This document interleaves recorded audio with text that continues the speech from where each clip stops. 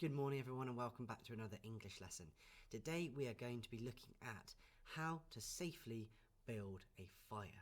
Now, the reason we're looking at fire making is because we are going to write an instructional text to help the villagers that live in Arthur's little town to rebuild their fire after the big wolf pushed it over and the fire went out. So, today we're going to be learning the steps of how to build a fire so we can write an instructional text to teach those people how they can rebuild their fire. Okay, so this is the text that Mr. Nash has found from the internet here, and our task, it says, to understand how to stay safe when building a fire.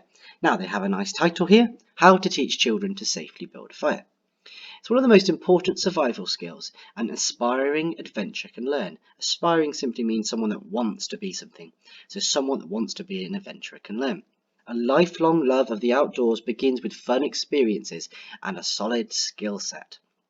They've started a sentence here with and. I'm not sure why. Let me get rid of that. I'm changing that. And building a fire is one outdoor skill every aspiring adventurer should have. Okay, and here is a nice little image of a little young man here, maybe with his dad or an adult, building a campfire. Okay, safety first, it says. Before building a fire, it is a good idea to assemble, basically get the tools for putting it out. Keep a bucket of water and a shovel to smother the fire with dirt close at hand. So if anything goes wrong, if you've got your bucket of water and some dirt ready, then you can make sure you keep safe. So remember that when thinking about the big fire.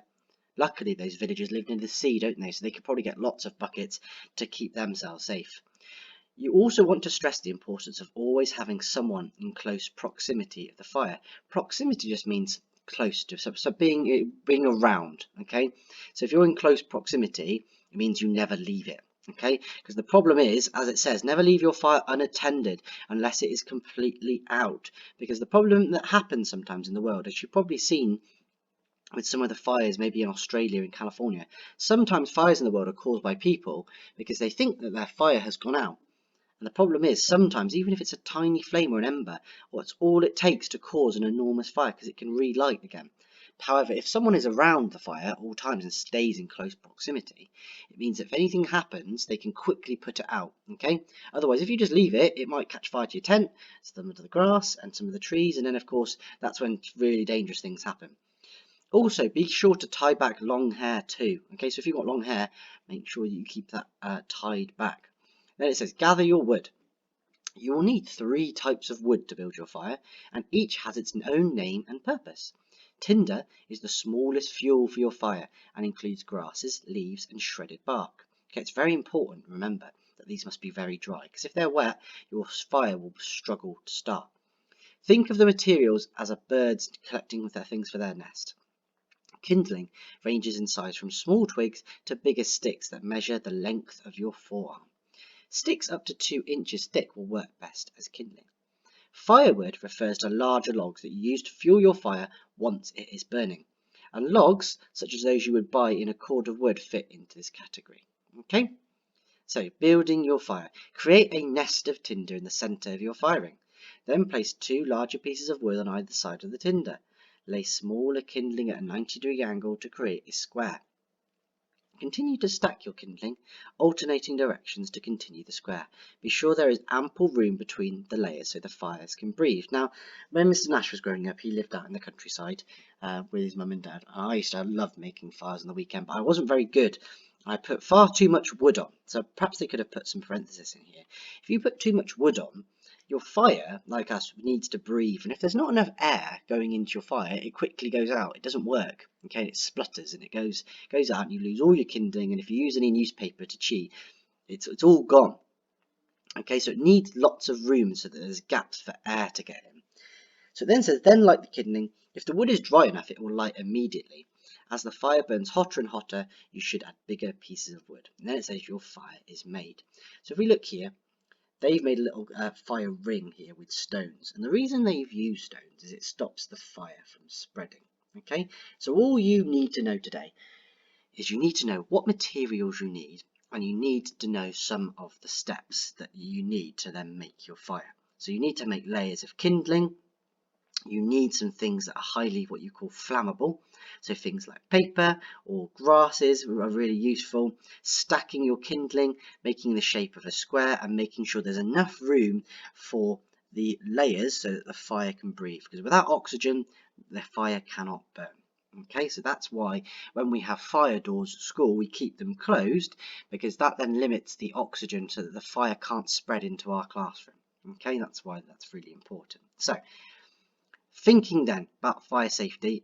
Okay, I've taught you today, and we've looked here then about making fires.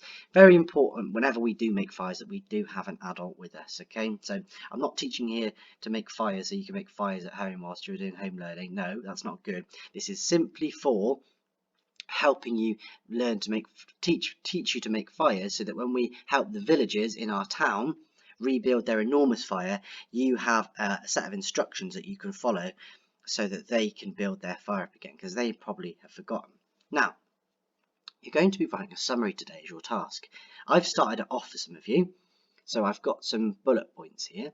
So it says, first, you must what? Okay, now if I was you here, I'd focus on the safety aspect. So I would have gone through this as Mr. Nash was talking, or with my own highlighter and pen, to think about some of the really important things. So I'm going to put here, first, you must ensure that you have followed all of the safety instructions. Okay, now if you've followed all of the safety instructions, you can make sure that no one's going to get hurt or end up with burnt fingers. So make sure, make sure that you have a large bucket of water ready and some soil, in case your fire becomes uncontrollable. Okay, because it's very important that we stay in control when we are making a fire. So that's all I'm going to do for now.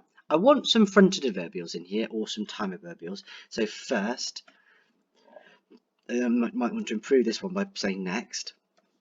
And then after that, okay, and do as many as you think is necessary, because then when you come to write your set of instructions for the village, you know exactly all the steps to follow in order to make the fire to help the villagers. Okay, make sure you've remembered the types of wood that you'll need. Make sure you remember all the rules so that you make sure that you can stay safe when you do it. And if you want to, as your extra task, if you want to find a sentence in here and rewrite it to make sure it's like a greater depth year 4 sentence, that would be wonderful, and maybe include some modal verbs that we looked at yesterday.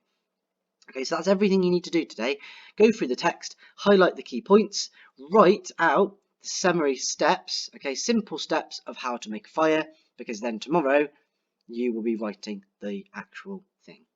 Thank you guys, that's brilliant, and I look forward to seeing your simple steps. Thanks then.